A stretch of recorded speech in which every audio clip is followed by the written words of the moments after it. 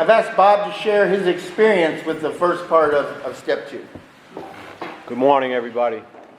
My name is Bob. I'm an alcoholic. I've been through this process with a Big Book Step Study sponsor, loving God, meetings like this, member of the Norton Original Recipe down in Norton, Massachusetts. I know, and I thank you, I know there was about 15 of you that went down there a couple of Saturdays ago when this meeting wasn't available because the church needed the hall. That meeting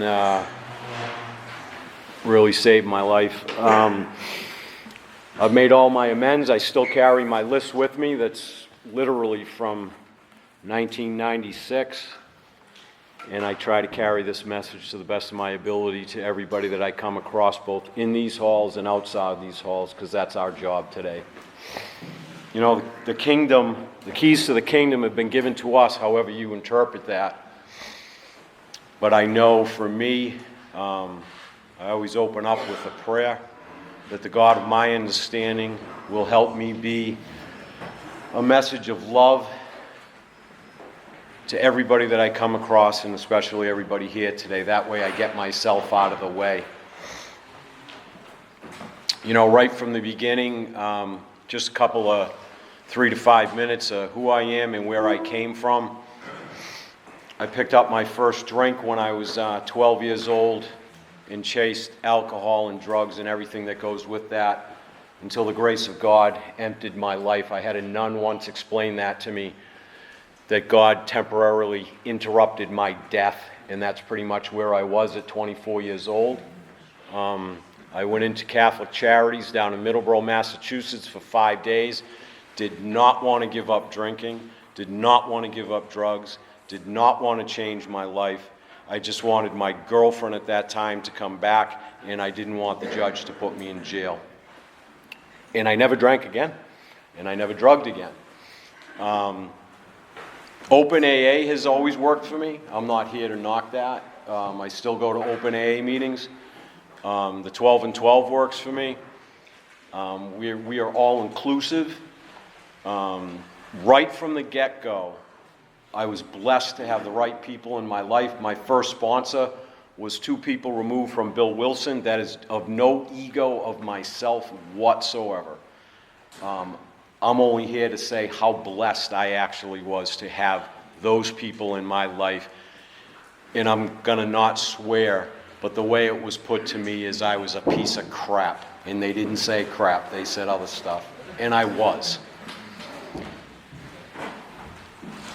You know, right from the get-go it was explained to me that the fellowship of Alcoholics Anonymous is meetings, and I needed that. I needed to learn that I could go to a movie, or I could go to a Red Sox game, or I could do whatever sober, because that ceased to exist in my life. I used to sit up at 17 years old and not be able to sleep, and I'd be comprehending, oh, my girlfriend wants me to take her to a movie. How do I drink at that movie? How do I sneak in booze? How do I sneak in drink? Because I didn't know how to do that anymore. So Open Alcoholics Anonymous allowed me to be able to relate. I never thought anybody felt the way I did when it came to drinking and alcohol and stuff like that. And it helped me to connect with people. I used to have gentlemen from my first group meeting take me skiing and water skiing and stuff like that. But my first sponsor explained to me that the program of Alcoholics Anonymous is the program, and those are the 12 steps. Back then, we were using the Hazelton book in the 12 and 12, and I did my first 4th and 5th. And back then, we used to talk about, you know, you're only as sick as your secrets. And that came true to me because I was nothing but a big lie. I had become a big lie. And I would tell you whatever you wanted to hear, so you would love me. I didn't even know that. I found that out through this process. I just wanted to be loved. Even being liked was the more powerful thing. I just wanted to be liked because I hated myself so much from what I had done. And I was brought up with some good morals and religion and stuff like that. But I've also seen things in my upbringing that I wouldn't put on my worst enemy. And that's an understatement, because what this process has done for me is I don't have enemies. I have love in my heart. And when I showed up here, I had hate. Nothing but hate. So what happened to me is, doing a first, fourth, and fifth, I got rid of all the blah, but they were really shy on doing the eighth and the ninth step, and I know we're not on that now, but I knew something was missing. I was 5 years sober. I was doing good things in my life. I was in college. I had won my first election in politics. It's another story in my life. And things were going good, but it talks about it in here that I was still feeling something. I was full of fear. I knew I was always afraid in life, but with this process, I was full of fear, what you thought of me and all that. This is not on the fear inventory, but I was an insane person. And I always believed in God, came to believe in a God of our understanding could restore us to sanity. I always believed in God, but realizing that I could have a personal relationship with a God of my understanding, the book says it, that could solve my problem. Well, that is exactly what this book is about. Its main object is to enable us to find a power greater than ourselves that could solve my problem. What is my problem? It's called Bob. I am my problem. I cannot get out of my own way. Jumping around a little bit, this group has been, I know about 4 or 5 years, and this group has been so good to me because in the last year and a half, it was easier getting sober than what I've had to go through in the last year and a half. It's starting to come around, and it was not of my own making, but I could be insane based on the insanity around me. And the reason I mention that is this is not about drinking for me anymore. I do not have a problem with drinking. I never did. I drank just fine. Just keep giving it to me. I drank just fine. I don't have a drinking problem anymore. I could if I don't go to AA and learn that I'm still a drunk. I do not mess around. I do not hang in bars. For me, I don't go to certain situations, weddings, 3 hours, I'm gone. I stay away from situations. The book talks about it, I don't hide from alcohol. I say that a lot in this meeting. I always try to edge my wife on to drink more. She's normal. She should drink more, right? So, my insanity is not about that. It's not about drinking anymore. I don't think about drinking. I do not desire a drink. My insanity is living a sober life around an insane world, right? Let's face it. I don't judge anybody, but times are different. I went to I'm been on the road all week, just started a new job, and I am traveling. I have spent the last week in the fine tropics of Fitchburg, Massachusetts. I woke up Tuesday and went to a meeting that reminds me of a meeting I used to go to in Framingham many, many years ago, a drop-in center. And the point is, I walked in with some oh my God, you guys are no recovery whatsoever. But the point is, I've always appreciated those meetings because there are people just there getting a cup of coffee. And my sponsor explained to me that I might be the only copy of a big book someone ever comes across, right? So when I met my sponsor at a 12 at 12 meeting in 1996, I was 5 years sober and I had a lot of ego and didn't even know how to define ego. I just know I had it. Because I was like, hey, I've talked about all the 6 secrets in my closet and everything, and I met my sponsor, Joe, the insurance man, God rest his soul, that said, good for you, just if you want what I have, come to 5 meetings with me. And I had never attended a big book step study meeting. Back then, Framingham was just getting going, and he brought me to Norton, and it was like ego because people said I couldn't speak, and I was like, you guys are out of your tree. I've been sober 5 years. Don't you know I got a college education now? I just won an election. But deep down inside, I'm scared to death of all of this, right? So I knew there was something up, and I went to those 5 meetings, and I decided to go through the process, and that's a whole nother story. It took me 2.5 years to do the writing, blah, blah, blah, blah, blah. But we're on this today. Wilson does an unbelievable job of, for lack of a better way, setting us up, right? He's letting us know that, this, right off the bat, he's letting us know that this book is about a relationship with God, in my own words, the realm of the spirit. And then he kind of intertwines a little bit about, the spirit of the universe and this, because why? Wilson, if you read Dr. Bob and the good old timers, we're part of that era that were really hurt by religion.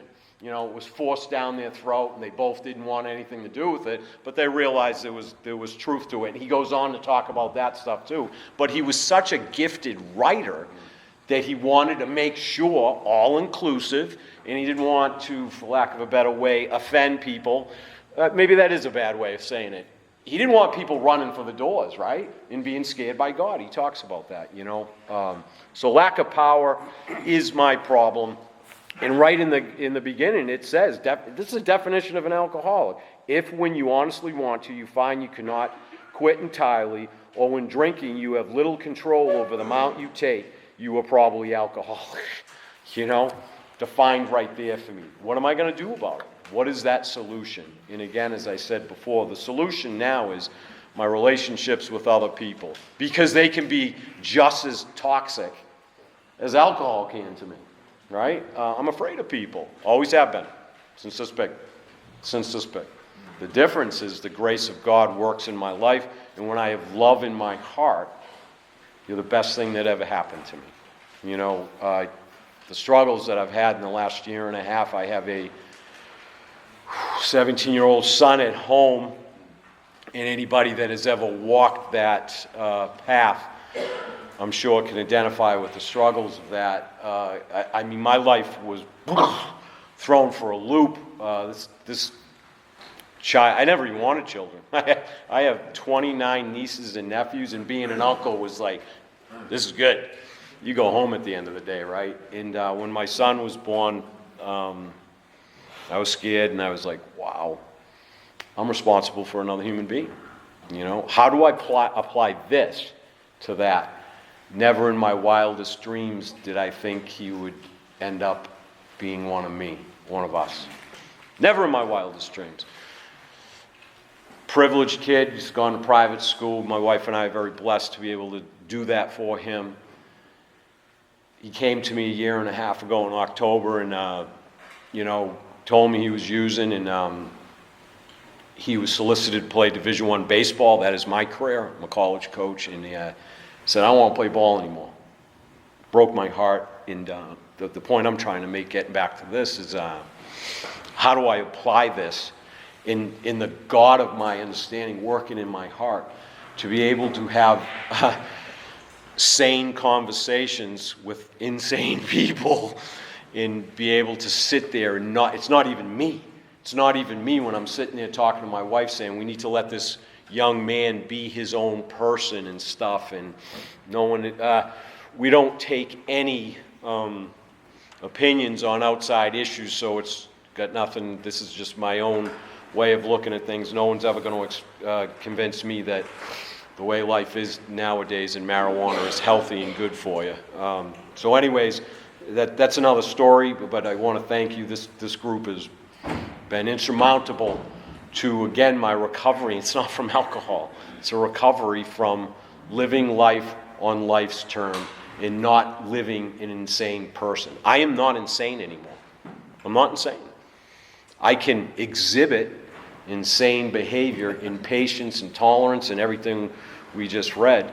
But when I seek, and I do, I am not a holy roller. If I don't get up and seek the God of my understanding first thing in the morning, life will take over and I can live in that insanity.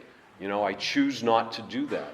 I choose to pray a lot and meditate a lot and seek love in my life. And this week, going off topic a little bit, I had to attend, as part of my job, I had to attend an event by an 18-year-old boy who's a quadriplegic that was given a speech at the college. And I remembered the event because my son goes to school in the Boston area. He was injured playing hockey. I couldn't believe it. I could not believe the grace. There are normal people in the world, right? Not me. I could not believe the grace of God in this young gentleman's heart as he shared his journey. He's 3 years removed from it now. He's not an anonymous person. They just did a documentary on him. I had to watch the movie. And share his relationship with God. He's a sophomore or junior, I can't remember, at Babson College. And I could not believe the words that came out of his mouth. He said, I know for a fact in my life that I was put on this earth to be paralyzed at 18 years old. And I'm sitting there speechless. A couple hundred people in the audience, absolutely speechless, as he then goes on to say, I don't have bad days. Might have bad moments during that day, but I don't have bad days. And I was floored. Not an alcoholic, not one of us, but so what? The message is still there. The message is today is God is the solution. However you define that to be. Wilson defines it as a spiritual way of life. I am not like other people. Our literature explains that. The program explains that to us. I am not here to follow the ways of the world. I'm here to follow, whether that be good, bad, or indifferent, I'm here to follow the ways of the God of my understanding, and it solves my solution. And it talks about in the spiritual experience that we just read, I can only be defeated by an attitude of belligerent denial. As an active drunk, I was belligerent about everything. Today I have to live open to what is presented in front of me. And I'm not here to say I walk on water. I do practice in the shower, but I don't walk on water. I am riddled with defects and shortcomings that sometimes are just a pain in the neck, right? But I know I have a loving, forgiving God, and that stuff does not weigh me down. I move forward, and I am a child of a loving Creator. We all are, because it's all inclusive, that can be a shining light upon the world. Mostly in Alcoholics Anonymous. I don't sponsor people right now here in the present time of my life. I never raised my hand to sponsor. I haven't done that now in the last year and a half because I don't have the time because of all the stuff that is going on at home with my son and stuff like that. I've never, Open AA, never understood that part of it. Mike, you can shut me up when you want to. Just let me know. I never understood that part. It's a selfish program. It is not a selfish program. We use words like this. My sponsor was very clear about that. You underline a word, you don't understand it, I'm going to test you on it. And he would ask me things like that. We use words in this program right out of this book that says altruistic, which means selfless. There was a word, I can't remember now, over here you were asking, and I turned to Mike. You were trying to pronounce it, vicissitude. I said, oh my God, I pronounced it right. I don't know what the heck it means, but I pronounced the word. But my sponsor would make me look that stuff up, and after going through this process, I can't say enough. I am constantly in search. I'm older now. I'm coming up on 34 years of sobriety this May, and I've been in this process now since 1996. A lot of the people that helped me, the old timers, are no longer with us. I don't tell people how old I am. Everybody in the industry, I always tell them as a coach, I'm only 27. My body does not feel like that anymore. And I work out 6 days a week and my body's hurting. That's why I'm a little bit like this all morning. But in closing, I know a couple of things. I know that God exists. We just read, can we fully define that and understand it?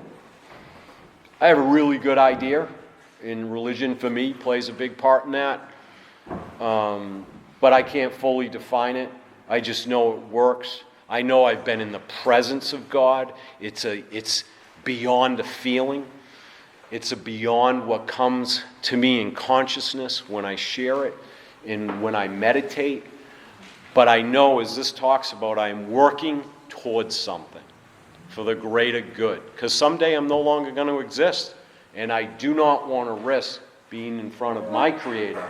I still know my Creator's gonna say, come here, we got a couple things I want to talk about.